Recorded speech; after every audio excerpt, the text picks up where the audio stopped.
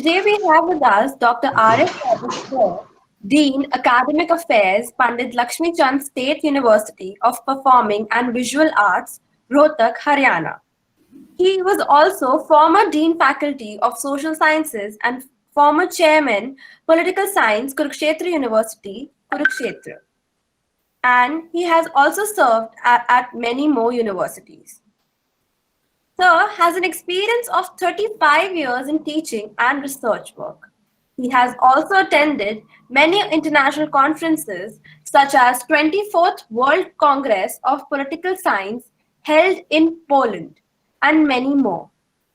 India's foreign policy and relation changing contours, Bharat Ki Videsh Niti are some of his published books, and he has written 89 research papers. We welcome you, sir, and now I would request you to enlighten us all on the topic India's security concern in the 21st century.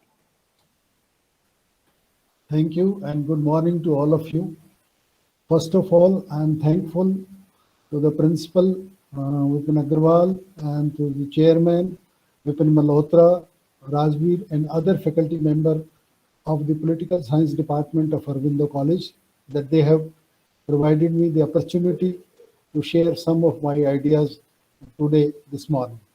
I'm also thankful to all the students who have associated or linked themselves to listen this talk. As Dr. Vipin Malhotra had said that security has changed qualitatively and quantitatively in the present context. And definitely India, which is one of the aspiring power of the world, that is also equally concerned with all security challenges.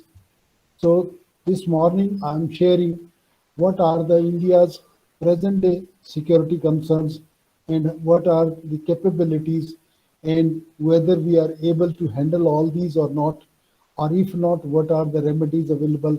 All these issues I'm sharing within a talk of 1 hour or so. So before I start, the question arises why I have taken this topic with my students this morning. Basically, as you are aware, that after May 1998, India became a nuclear power, and in all the political parlance and academic parlance and all the students and academicians and the media, they project India is one of the rising power.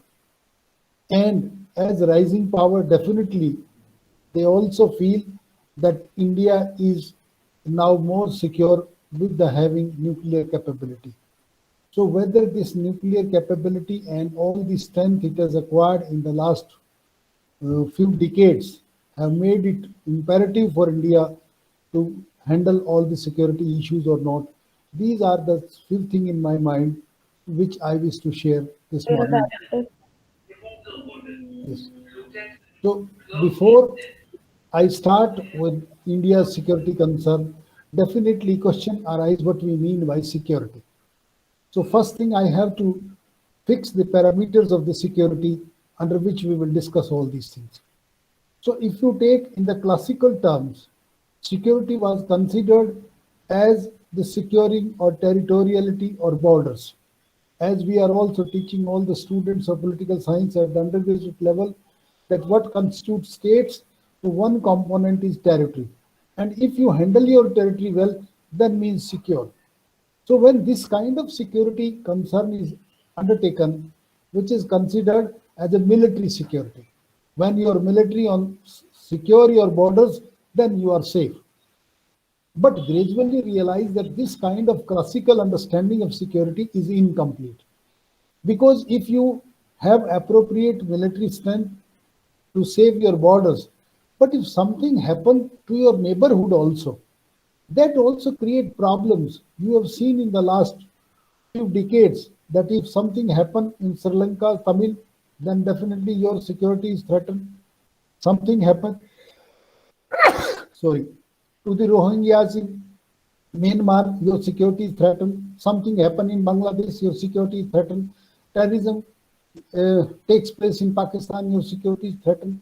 So definitely security cannot be ensured unless there is a security in your surrounding. So people start calling of cooperative security. So from military security, we come to the cooperative security, that securing your borders along with your regional neighbors where there is peace and stability is there. Then also it was realized that security is not merely a military affair.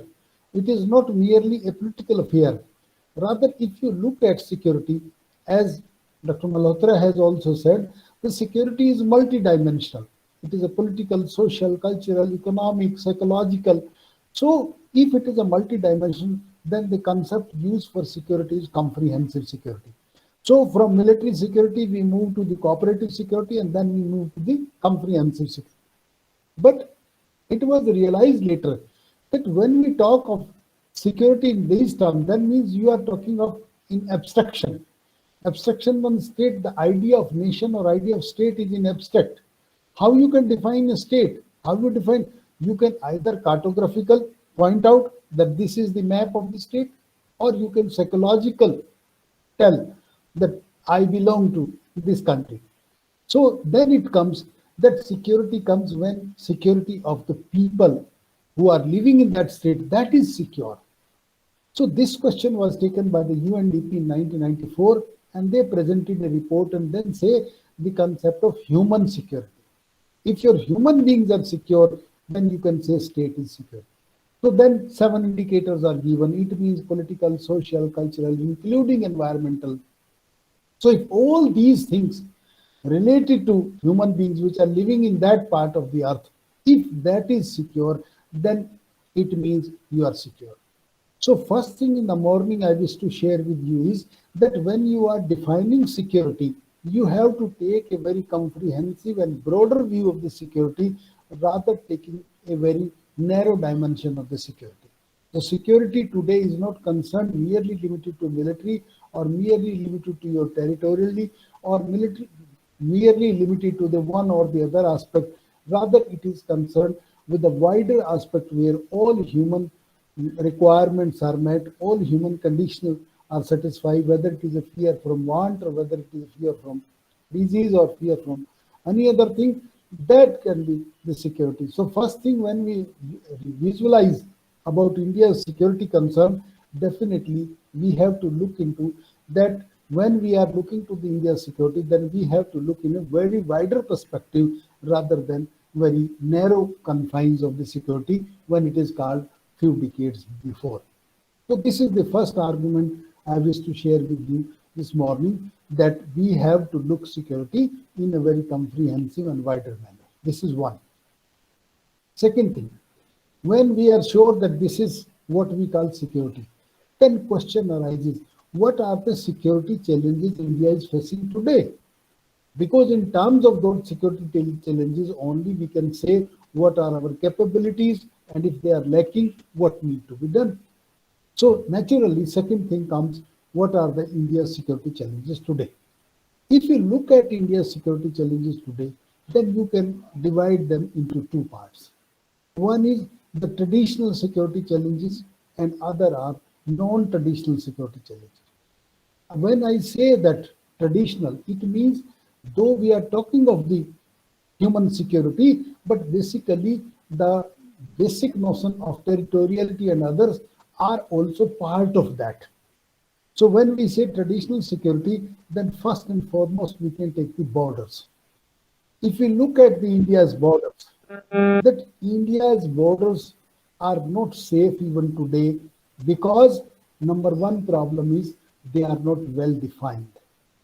If you take the land borders, starting from Rann of Kutch to the Myanmar, there is a huge land boundary we have, more than 7,000 kilometer boundary we have. But length in itself is not a problem. Problem is whether they are well defined or not. If you take in case with India and Pakistan, you all are aware that there was, when the partition was there, Red Cliff Brown line was decided as international law. But after the accession of Kashmir to us, then half of the Kashmir is occupied by the Pakistan. And what becomes our national international border is the LOC, line of control, where the ceasefire was there. So even after 65 war, even after 71 war, even about the Kargil war, that LOC is still is the international border. So we have not defined well what is the international border between India and Pakistan, because the boundary which was defined earlier was not met out. It is the line of control. That is a temporary line of control where ceasefire, and that is why India is claiming half part of the Kashmir, which is remaining to other side, is our country. The share. Similarly, Pakistan is coming and tussle is going on, so border remain undefined. Similarly, you took the case of the India and China. In case of China also, McMahon line was divided as the dividing line between the then British India, Tibet and China in 1914 at the Simla Agreement. But despite that, in 1962 war, whatever the areas captured by China is kept by them, and it is only the ceasefire line of 1962, that is LAC, line of actual control, that is always considered the border not be. And that is why time and again, whether in Doklam, whether in other Yonglane, whether in other areas, there is always dispute because borders are not well defined between India and China also. Even the new country like Bangladesh also, we continue to have dispute on the borders because the terrain is such and the geographical division of the border is such that always permeate conflict between the two. So taking this, that why we are not safe, because our borders are not well defined. Similarly, our borders with all these neighbors are porous holes. If you take the conditionality of the borders, there is an easy infiltration because there is no natural barrier between India and its neighboring country. So even the terrorists or other people, they can cross borders during the various times or various seasons, and that is why the proxy war situation arises. So it means your land boundary is still undefined, still not well defined, not agreed upon. So international border is missing in case of India despite 7 decades of independence. This is a problem with the land. If you take the sea boundary is also equally terrific in the sense that we have a long sea boundary from the Bay of Bengal, starting from Bombay to the Calcutta, with Arabian Sea on the one hand and Bay of Bengal on the other hand. But if you look at your security scenario for taking care of so much huge boundary, we have most of the time one aircraft carrier, because that is the naval strength that fights war in the sea. And aircraft carrier have the capability where the fighters can take off and fighter can land, is always one. And for that kind of the boundary, we need at least 3, 4 aircraft carrier to safeguard so much huge boundary that is missing. Second thing about this boundary, the sea boundary, is that only you are aware that 12 nautical mile is the sovereign territory. 12 nautical mile area of the sea is the sovereignty of the state. Beyond 12 nautical mile, it is open seas, high seas, which is a property of all. But there are certain things which are acknowledged by the UN, like we have 200-kilometer EEZ, exclusive economic zone, from where we can explore the resources, and most of the oil and gas oils are there, and that can be explored only if you have so much naval capability. So that 200 nautical mile is not a sovereign territory, but you can explore the resources of that area. So for that also you need a world-class navy, which is missing. Third thing about the sea boundary is we have 1,200 islands on both sides of the either on the eastern or western side. And to take care of those islands is the responsibility of the India. So can we protect those islands? And some islands are more closer to Singapore, Malaysia, Indonesia, rather from Chennai and Kolkata. So you can imagine the trajectory, that how much strength is required. So in that sense also, whether to explore the resources or whether to protect the gas pipelines or whether to take care of the sovereignty of those islands or whether to take advantage of the EEZ areas, India need a very strong navy and which can be strengthened only if we have 3, 4 aircraft carrier, and India since very beginning hardly have one at one time. This is the position of India in terms of the naval capacity. Another thing is there that in 1987, India is also declared as a pointer status. By providing pointer status in the UN means that you can explore any area of 1.5 lakh kilometer, two areas of 1.5 lakh kilometer in any part of the high seas for exploration. And you know that there is a one metal that is manganese noodle. They are very precious metal, and if you explore the manganese noodle, then all your metals can be extracted from that, and that can take care of your all requirements. But if you have to explore those areas, one you have to deposit it at the UNO, other you can make use. For that also you need a navy of world class.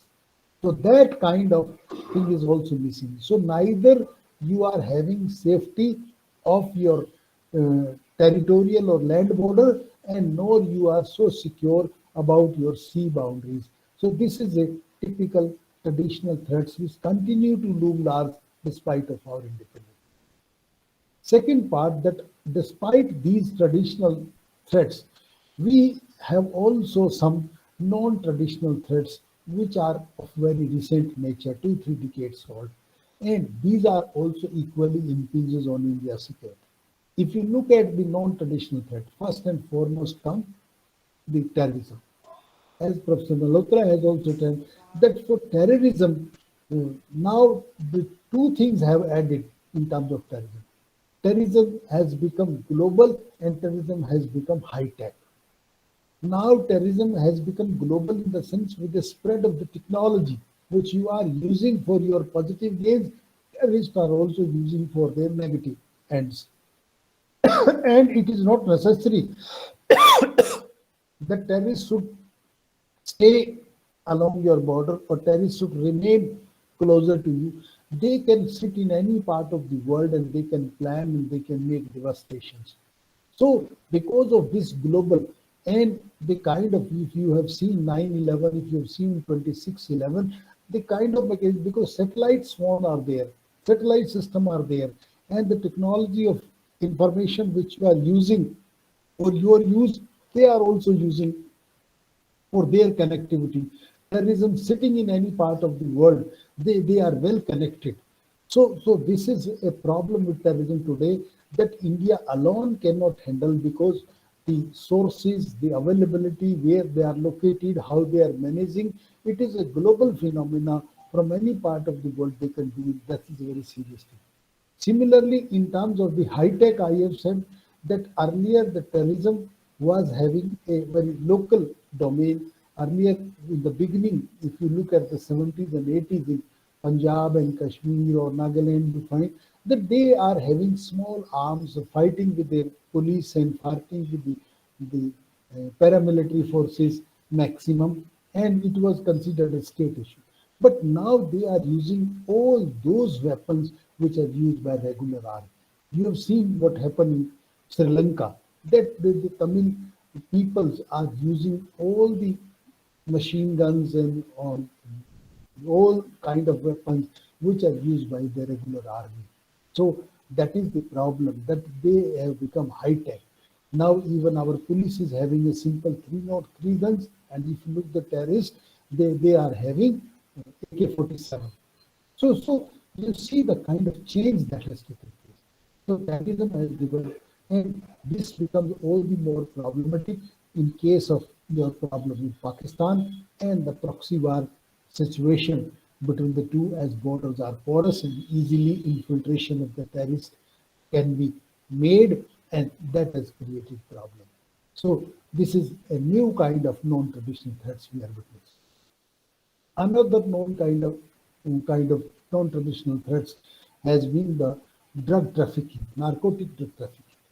if you are aware that in India's two sides, on the one side, on the eastern side and the western side, if you look at that, on the one side there is a triangle of crescent, that is Iran, Pakistan, and Afghanistan. They are the huge areas where opium and other drugs are produced. And the route, the other is the Golden Peninsula, Philippines, Malaysia, Indonesia, this is. And the root of these two drug prone areas, these are the two world's most drug prone areas, is via India. If you look at either from Pakistan to Nepal to northeast to Myanmar to the Southeast Asia, or from Pakistan to Sri Lanka to Southeast Asia. So India is sandwiched between these two most drug trafficking areas of the world. And the problem becomes all the more serious. The money earned from this drug mafia, that is again invested in terrorism, in creating and spreading of terrorism. That becomes all the more serious. So second problem is narcotic drug trafficking. Similarly, the problem about the cyber crime. Cyber crime is not only somebody has taken your money from your ATMs or from your passbook or hacked your accounts and all that. It has come to the country level also. If somebody hacks the data of the Pentagon or data of your nuclear installation or data of your scientific operations, then it becomes a serious problem. And time and again, it is being alleged that China is doing such kind of activity. And in IT sector also, you know that hackers are the most valuable commodity as per other IT personnel. So hacking has also become a serious nonsense for nuisance for the nation state also when it comes to the weapon secrecy or arms secrecy or scientific secrecy or nuclear or missile technology secrecy is concerned. Similarly, there are a number of other issues. You have problem of environment, you have problems of other kind of things, which I won't be taking at length. So broadly speaking, these are the twin kind of the challenges India is facing of both traditional and non-traditional nature. So for that, you have to think about India's security. So this is the second point I wish to share, that what after defining security, what are the security challenges India is facing today. Now come to the third step, that when we know what we mean by security, when we know what are India's security concerns, now the question arises, with the coming of the nuclear technology, with the becoming of nuclear power, is India safe in terms of its security? I won't be taking much dimension, but only two broader concerns, that whether we can utilize this nuclear capability in terms of war, or whether we can utilize this nuclear capability as deterrence. First, I will take the deterrence case, because generally when we teach to our undergraduate students, then we say that nuclear wars are working, nuclear technology is working as a deterrence.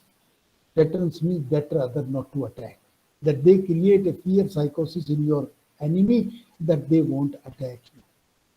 But basically, I feel this is a wrong understanding of the concept deterrence. Because basically the concept of deterrence is a false. False in the sense, if you look at theoretically, how you can deter other without having exact or precise knowledge of your enemy's capability. If you take the nuclear weapons, the exact position of the nuclear weapon is not revealed by any country, or neither it is available on factual records. Even those documents are not placed before parliaments or certain other committees. If you ask the nuclear experts that how many bombs, nuclear bombs India has, some say 10, some say 20, some say 100, some say 150, there is no consensus. Similarly about any country. Only the researcher will rely on CIPRI's data or Janif Fighting's data or certain other European organization which is publishing such kind of documents. But basically, you feel that about the nuclear technology, exact information is not available. When exact information is not available, how you can plan to deter your enemy?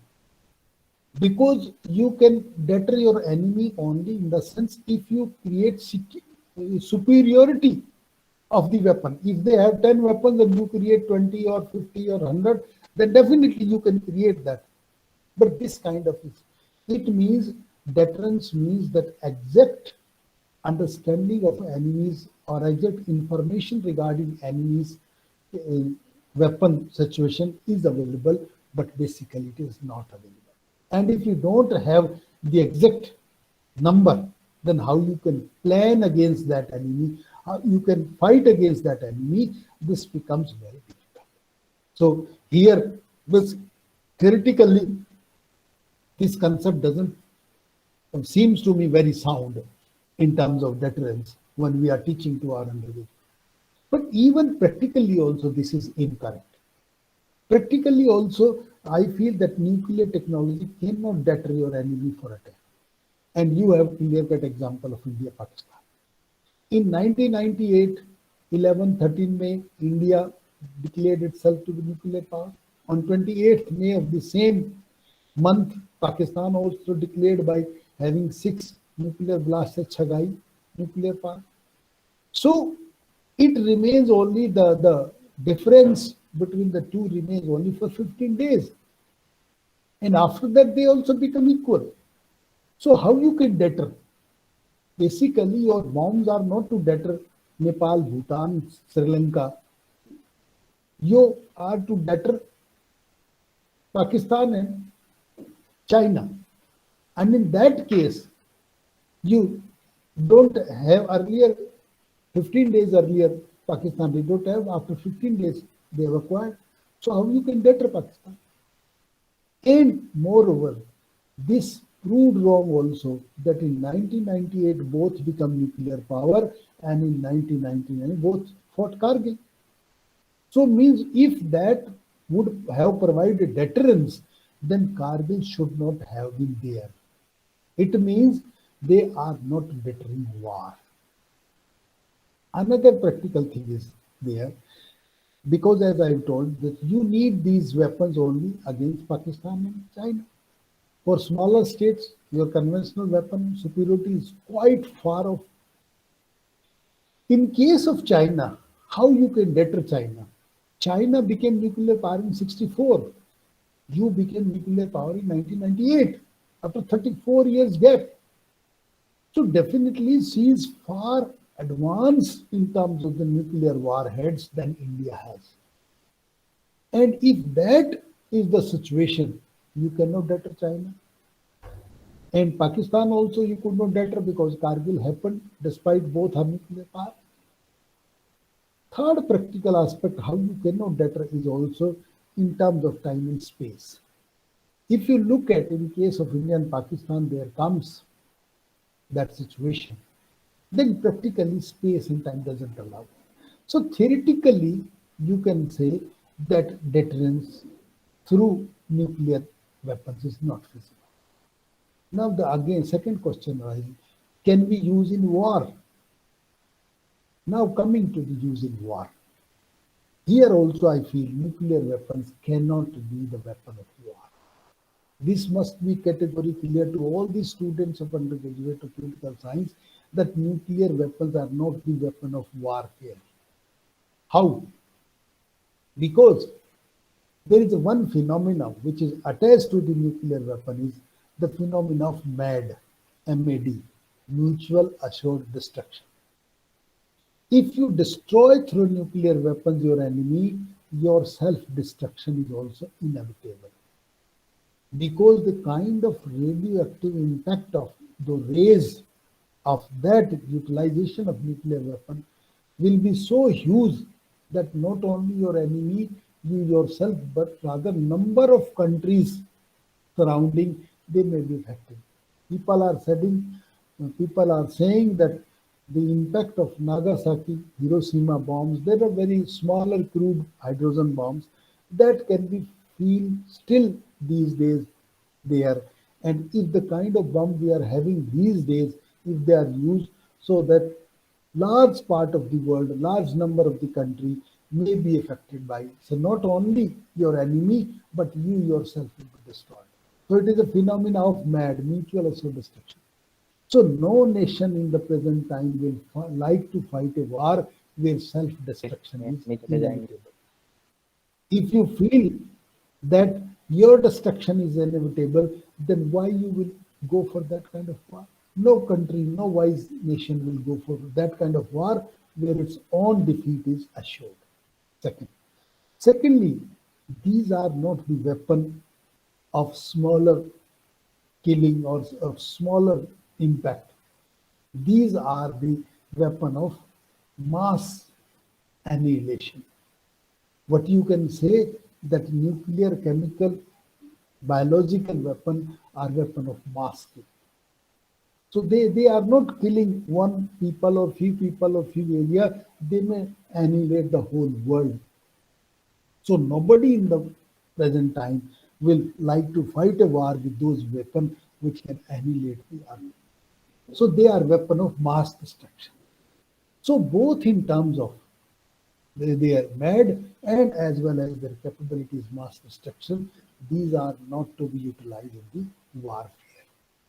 Third thing, why they are not utilized, particularly taking in case of India, as I have told you, cannot use them against China because the kind of nuclear superiority China have attained. Since 64, they are having nuclear capability and you are late entering. And after 10 years or so, from the drawing board to actualization, it comes.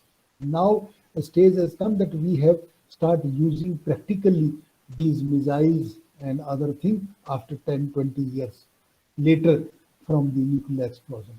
So naturally, China's superiority is before. And in case of the Pakistan, the time and space will not allow. Because geography is such within 5 minutes, if you destroy Islamabad or they destroy Delhi, the key decision maker will not be there who will decide about the nuclear button. Rather, I am sometimes surprised to say when India has declared its nuclear doctrine after the nuclear May 1998 blast, they said that we will be using the minimum deterrence with no first use. I say then you don't get the second use to chance. If you destroy your Pakistan within 5 to 10 minutes, then there is no chance that they can revert back. And similar happens if they destroy India or if they destroy Delhi, there will be not remaining to retaliate back. And the retaliation cannot be minimum. And if it is minimum, it cannot be credible. Both are paradoxical. So time and space don't allow in that case. So I have realized and I have analyzed and I wish to share this, that these are neither the weapon of deterrence and neither the weapon of war. So this is the third argument which I to share. Now, what India should do? Rather, you can ask one question, then why there is a race for becoming a nuclear power by all the world states? It is because they are neither the weapon of warfare, neither the weapon of deterrence, but they are weapon of diplomacy. All the states are hankering to become nuclear state. It is because they are weapon of diplomacy. So now my fourth argument that if you cannot secure India through deterrence or through warfare, because despite your nuclear being, then what is required? What can be done? What is the solution? Solution for India is 3-4 things. Number one, what I have said is that nuclear weapons are not the weapon of warfare. They are not the weapon of death, but they are definitely weapon of diplomacy.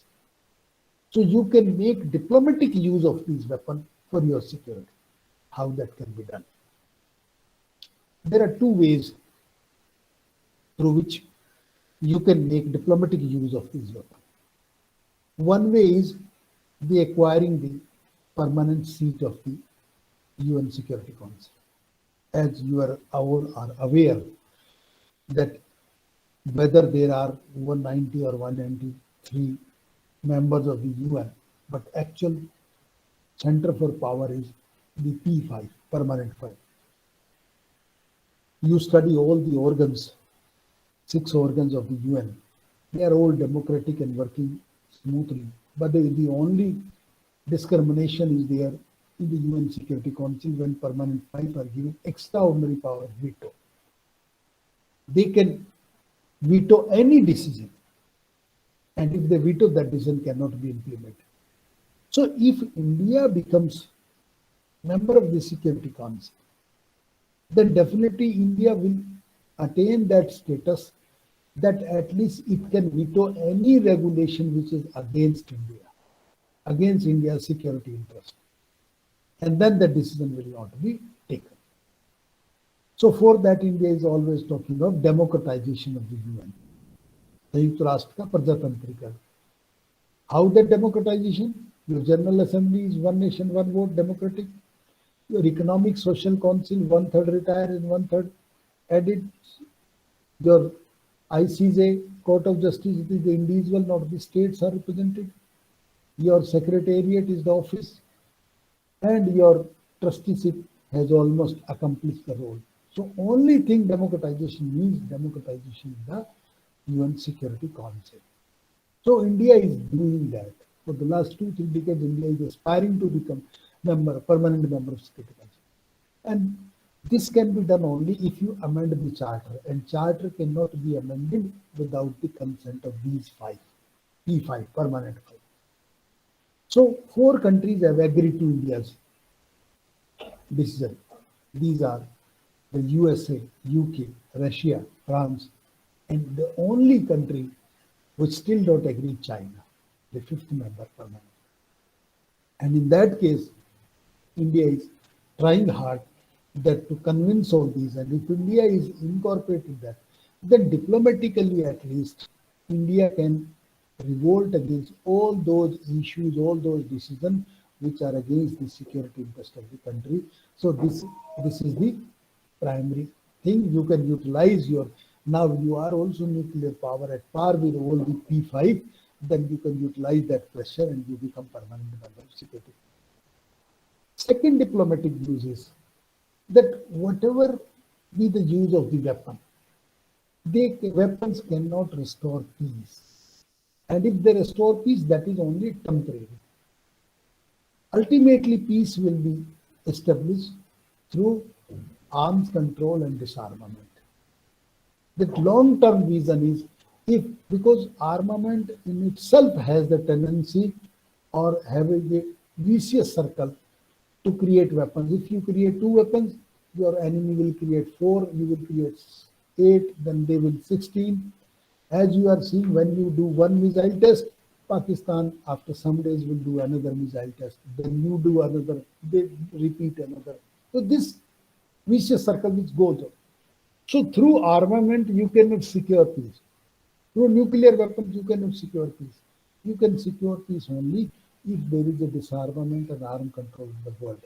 If there is a peace in the world, then definitely that will benefit you all. So earlier, India tried for NPT, for CPBT, but India's case was not taken care of because at that time India was not nuclear power. But now you are at par with. So now you can bring the permanent five to the discussion table for reducing the arms or elimination. And with that, you can, if there is a peace, if there is a reduction in the weapon system, definitely that will have benefit you also. So these are the 2 diplomatic use you can make about your nuclear capability and bring those nations to the discussion table and also make you as a permanent member of the Security Council. Through that you can ensure a greater security. But beyond this also you have to, third thing you have to do is your economic development. Because after 1991, now the political and strategic issue become secondary, primary become your economic strength. If you are economically viable, if you are economically strong, then definitely you can mold. And if you look at India's total contribution to the world trade, that is hardly 1 to 2%. And that is the recent thing. Otherwise, it was less than that. With that kind of minor contribution, you cannot claim to be the power of changing the decision, global decision. You can change the global decision also if your economic strength is substantial. So now the time has come, apart from your political and strategic, you also had to develop your economic strength. Because through that economic viability you can. Now most of the powers, most of the nations were attracted before this COVID-19. They were attracted after 1991 towards India, not because India has strengthened its economy, but India is the second largest consumer market of the world. So if you remain consumer market for others, then you are not going to process. You have to be the center of the market. So that that can be done if you can contribute to the global economy 5 to 10 or 8%, then you can have. These days, how China is asserting, and China has become a key power because of the economic strength, because of the economic capability, it has ensured that some nations or the other big nations take care of China. So through that economic development, you can make yourself strength, and then you can make your security more. Another thing is then for all these things, you have a long political vision. Because without political vision, you cannot make benefit of the world. What is happening in this world, your foreign policy always operates in this global scenario. And effort of every foreign policy is to make positive benefit out of this global scenario. And after 1991, the global scenario is facing disarray, uncertain, unstable. And how in unstable world, how in disarray world, you can make maximum benefit of the situation, that depends how you visualize your foreign policy interest. Earlier in the 40s, 50s, and 60s, we don't have that economic strength or military strength, but we have a political vision for the third world. That is why most of the third world were with us, because we are taking the issues of the common third world, their independence, their security, their sovereignty, all these things we are taking under the mainland. But now at this moment, we are following a multi-alignment. But with that multi-alignment, are we ensuring good friends which can strengthen in case of peace and war? That is a big question. So to have agreement with all the states with the multi-alignment without any vision where to take, because the world will only go with you if there are certain common interests of humanity you are raising. So that depends on your political vision, how your political class, how your government that be, they make a vision for the smooth tracking for India in the world affair. And similarly, these days, one new concept that you have attained from the nuclear and all these new weapons you are purchasing from America, from France, from any part of the world, you are making hard power capability. These are hard power capability. But despite all these, you also need the soft power capability, means your acceptability of certain norms of the world. That your values, your norms, your idealism, your wisdom, that is shared by the world also, accepted by the world also. If that can be done through soft power. And you have some mechanism like your Gandhian idea is an idea of soft power. Your films are promoting that cultural and other soft power. Your other cultural, they are also. So number of these things work as a soft power. So India has to develop hard power as well as the soft power. These a number of other solutions are there with which India can, but for the limit of the time, I'm just limiting to these 3-4 solutions. So what I mean to say from all these 4 arguments, that basically we have attained some strength through the nuclear capability, but that is not sufficient in terms of taking care of our security concern of the 21st century. For that, we have to look with a wider perspective. We have to look more beyond what we are having, and we have to make maximum advantage from this changed, unstable world order. And if we can take use of that, then India can make secure. But at this moment, India cannot guarantee security because of the number of problems I have addressed. So this is all what I have to share this morning. Now it is open for question, and whatever questions or queries or comments which you want to share with me, you are welcome. Thank you very much.